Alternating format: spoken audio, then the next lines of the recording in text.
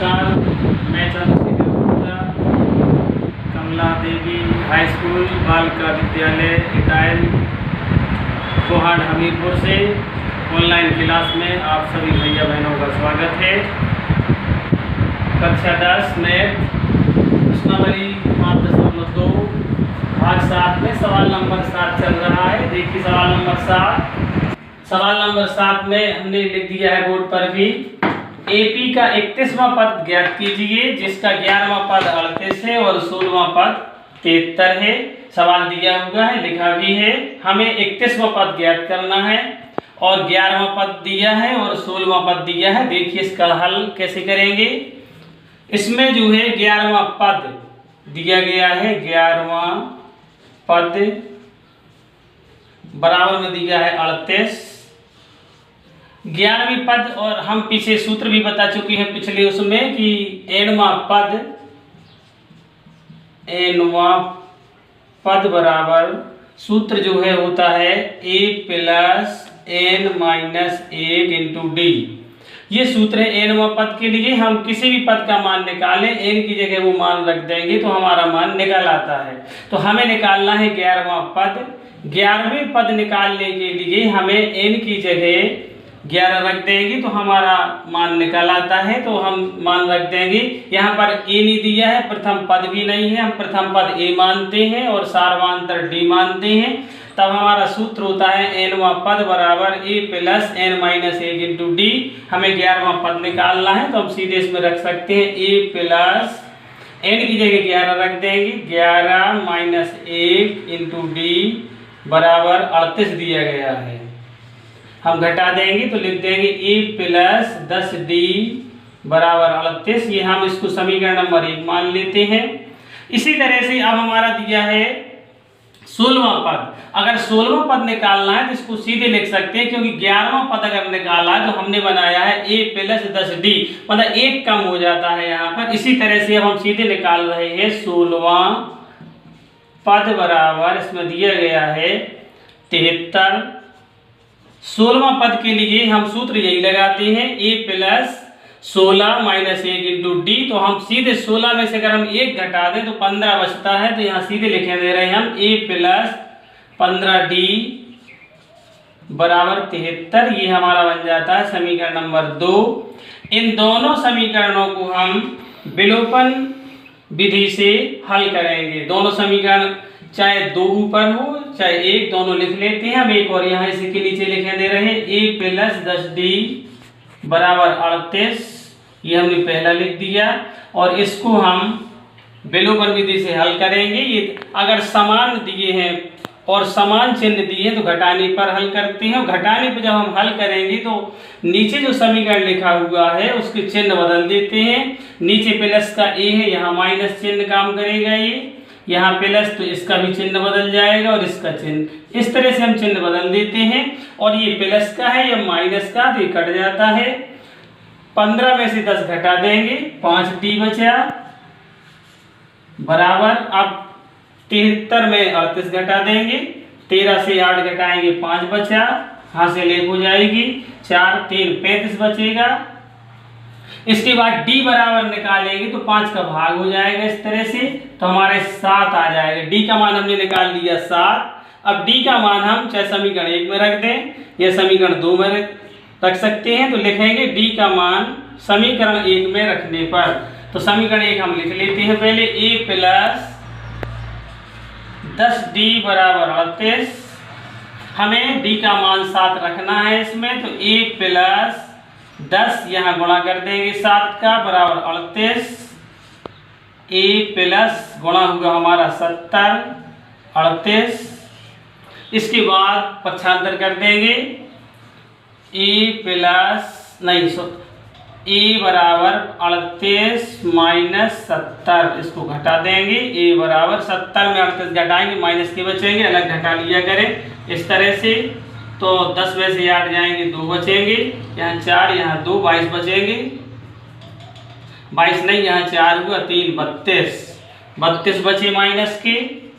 तो हमने जो है a का मान 32 निकाल लिया और d का मान 7 निकाल लिया। अब हमें निकालना है 31वां पद हम लिख सकते हैं इसमें।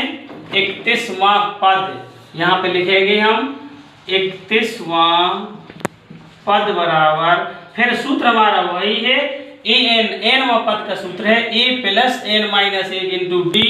सूत्र यही लगाते हैं an वाला, an बराबर a plus n minus 1 into D. यहाँ 31वां पद निकालना है तो n की जगह हम 31 रखेंगे, a का मान रख देंगे और d का मान रख देंगे तो हमारा 31वां पद निकल आएगा।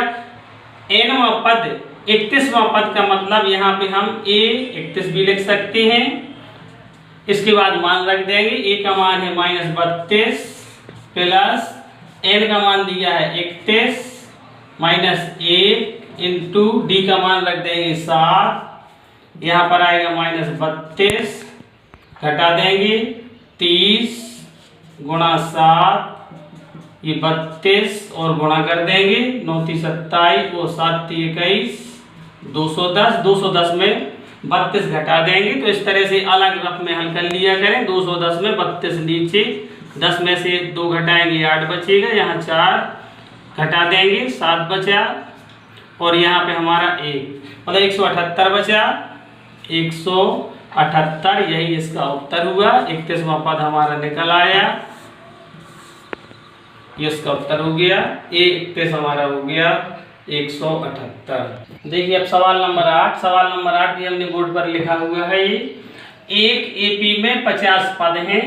50 पद का मतलब है अंतिम पद जो 50 है सिर्फ, जिसका तीसरा पद 12 है और अंतिम पद 106 है। इसका 29वां पद हमें ज्ञात करना है। तो इसमें जो है एक समीकरण हम बनाएंगे, तीसरा पद 12 दिया हुआ है, एक समीकरण इससे बनाना है। बिल्कुल सवाल नंबर 7 की तरह जो हमने पीछे समीकरण बनाए हैं, इसी तरह इस सवाल में भी हमें समीकरण बनाना है। तीसरा पद 12 दिया है और जो अंतिम पद है इसमें कुल 50, तो कहने का मतलब है 50वां पद हमारा 106 है। इस तरह से हमें 2 समीकरण बना के विलोपन विधि से हल कर देना है। ए और डी के मान निकालेंगे और फिर इसमें 29वें पद में फिर हम सूत्र लगा देंगे, बिल्कुल सवाल नंबर 7 की तरह। लेकिन देखिए इसमें जो प्रथम पद और सार्वधातुक नहीं दिया रहता, इसको मान लेते हैं। माना कि प्रथम पद बराबर ए, वैसे लिख दिया करें, माना कि प्रथम पद बराबर ए और सार्वधातुक बराबर डी, ये लिख दें पहले, सार्वधातुक बराबर डी, ये 2 चीजें लिख दिया करें। इसके बाद सीधे लिख सकते हैं तीसरा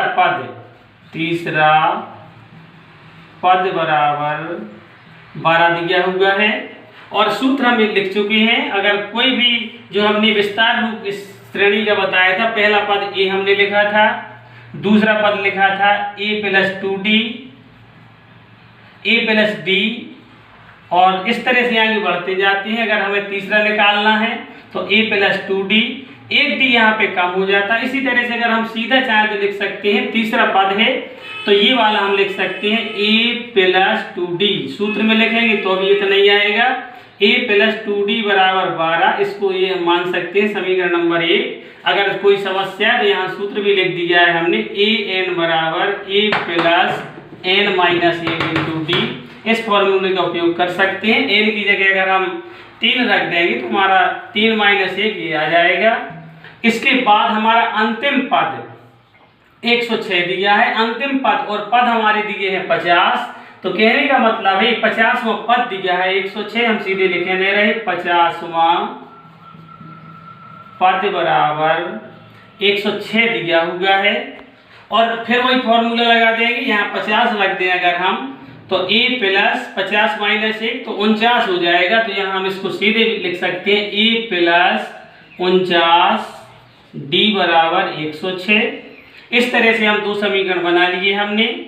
अब 1 और 2 दोनों समीकरणों को विलोपन विधि से हल करेंगे। यहाँ पे लिख देंगे पहला समीकरण a प्लस 2d बराबर 12। इस तरह से हमने ये पहला समीकरण लिख लिया और इसको घटाने पर हल कर देंगे। घटाने पर नीचे के चिन्ह जो समीकरण नीचे दिया हुआ है, चाहे पहला दिया हो चाहे दूसरा दिया हो, उसके चिन्ह बदल दिया करें। ये यहाँ पे धन माना जाता है तो माइनस हो जाएगा, ये प्लस है तो ये भी इसका चिन्ह बदल जाएगा, यहाँ भी प्लस है तो माइनस, इस तरह से ये चिन्ह बदल देते हैं। ये नीचे जो समीकरण दिया है उसके चिन्ह बदल गए। इसके बाद घटाने पे काट देंगे, ये धन का है ये ऋण का है, कट जाएंगे। 49 में 2 घटा देंगे, 47 बचा। 47 डी बराबर 106 में हम 12 घटा देंगे तो कितने बचे, हम 6 में से 2 घटा रहे 4, 94। और डी बराबर हम इसका 47 का भाग दे देंगे क्योंकि बटे में आ जाएगा, तो 47 दूनी होता है 94। डी का मान हमारा 2 आ गया। अब हम लिख सकते हैं डी का मान समीकरण 1 में रखने पर, यहाँ रख दे रहे हैं हम समीकरण 1 में रख देंगे तो a प्लस 2d बराबर 12। डी का मान रखना है हमें यहाँ पर, तो इसमें a प्लस 2 गुणा 2 बराबर 12 गुणा कर देंगे, a प्लस 4 बराबर 12। इसको पक्षांतर कर देंगे, पक्षांतर करने पर चिन्ह बदल जाता है, तो a बराबर 12 माइनस 4, तो a का मान आ गया हमारा 8। हमने 2 मान निकाल लिए, प्रथम पद आ गया और सार्वांतर आ गया, 2 मान हमने निकाल लिए। अब हमें निकालना है 29वां पद।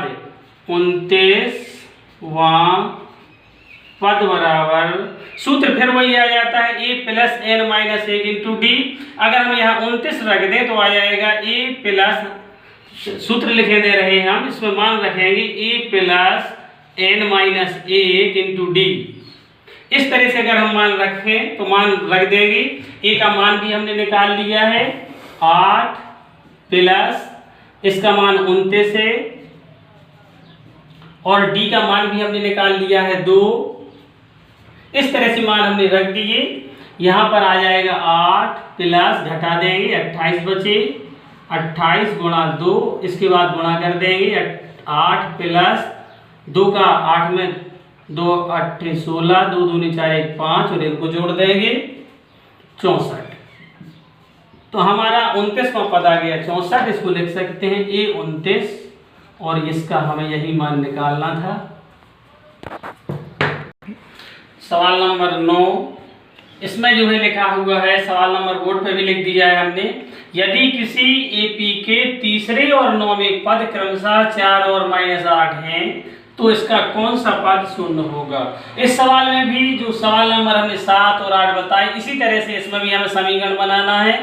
एक तीसरा पद हमारा 4 दिया है, 9वां पद -8, ये 2 समीकरण बनाना है। तो फिर हमने इसको हल कर दिया है बोर्ड पर। प्रथम पद माना कि प्रथम पद a माना, सार्वांतर d। तीसरा पद हमने लिख दिया है 4, तो तीसरा पद के लिए हमने सीधे सूत्र भी लिखा है an बराबर a plus n minus 1 into D. अगर हम सीधे भी लिख सकते हैं तीसरा पद मतलब जितने भी पद हैं उससे 1 कम कर दिया करें, तो प्रथम पद a प्लस 1 कम कर दिया 2d बराबर 4, समीकरण नंबर पहला बन गया। इसी तरह से हम 9वां पद लिखेंगे। 9वां पद हमारा -8 दिया है, इसमें भी वही लिखेंगे a प्लस 9वां पद है तो 1 कम कर देंगे 8d हो जाएगा, a प्लस 8d बराबर -8, समीकरण नंबर 2। इन दोनों समीकरणों को हमने विलोपन विधि से हल कर रहे हैं। एक उसके नीचे लिख दिया a प्लस 2d बराबर 4। नीचे जो समीकरण लिखा हुआ है उसके हम चिन्ह बदल देंगे, ये प्लस का है माइनस, ये प्लस है तो ये माइनस, अगर ये प्लस है तो माइनस, और इसको घटाने पर काट देंगे, ये कट जाएंगे। 8d में 2d घटा दिया हमने, 6d बचा बराबर, ये दोनों माइनस के हैं, ये जुड़ जाएंगे, 8 4 माइनस के 12 हो गए। जब हम d बराबर निकालेंगे तो 6 हमारा बटे में आ जाएगा, 6 से हम 12 काट देंगे, 6 1 हम 6 और 6 दूनी 12, d का मान -2 हो गया। इसके बाद अब हम लिखेंगे d का मान समीकरण 1 में रखने पर, हमने समीकरण 1 लिख लिया, a प्लस 2d बराबर 4, d का मान हमें -2 रखना है क्योंकि d का मान हम निकाल चुके हैं। a प्लस 2 गुणा -2 बराबर 4, इसमें गुणा कर दिया, -4 बराबर 4, 4 को पक्षांतर कर देंगे, a बराबर 4 प्लस 4 मतलब a का मान हमारा 8 आ गया, प्रथम पद हमारा 8 आ गया। अब हमें बताना है कौन सा पद शून्य होगा। इसका मतलब जो सीरीज हम बना रहे हैं उसका अंतिम पद, माना कि हमने लिख दिया है, माना कि nवां पद, हम nवां पद मानेंगे, nवां पद हमारा मतलब बराबर हमारा शून्य होगा। हमने सूत्र लगा दिया a plus n minus 1 into D बराबर 0 कहा है उसने। ए का मान रख दिया 8, एन हमें निकालना है, एन माइनस 1, डी का मान -2 बराबर 0। 8 प्लस -2 का हमने कोष्टक में गुणा कर दिया, माइनस के 2n, माइनस माइनस प्लस हो जाएगा तो 2 बराबर 0। हम जो है 8 और 2 जोड़ देंगे तो 10 होगी 8। हाँ, इसमें जो है यहाँ पर हम सही कर रहे हैं इसको, 8 और 2 जब जोड़ेंगे तो 10 हो जाएगा, 10 बराबर 0। अब हम इसको पक्षांतर करेंगे तो यहाँ पर हमारा -10 आएगा। इसके बाद जो बटे में आएगा, यहाँ आ जाए माइनस माइनस काट दिया करें, यहाँ 10/2 और इसके बाद 2 का भाग देंगे तो n का मान हमारा 5 आ गया। तो जो हमारा पद होगा 0 वो 5वां पद होगा और ये सवाल हमारा पूरा होगा। अब सवाल नंबर हम 10 चल रहे हैं। ये सवाल जो भी हम लगा रहे हैं, ये सवाल इसलिए क्रम से लगा रहे क्योंकि ये बोर्ड परीक्षाओं में सबसे अधिक इन्हीं सवालों को पूछा जाता है, इसलिए बहुत अच्छी तरह तैयारी रखें। क्योंकि अभी भी पिछले साल भी ये सवाल आए हुए हैं, तो ये विशेष तरह से सीखें और लगाएं, और जो भी ना बने हमें जरूर कमेंट्स करके पूछें।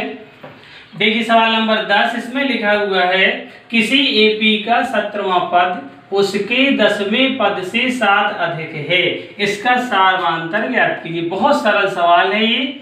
सारवांतर का मतलब है हमें डी निकालना है, और इसमें हमने मान लिया है अगर इसमें कुछ नहीं दिया है तो सबसे पहले लिख दें, माना कि प्रथम पद बराबर ए, सारवांतर बराबर डी।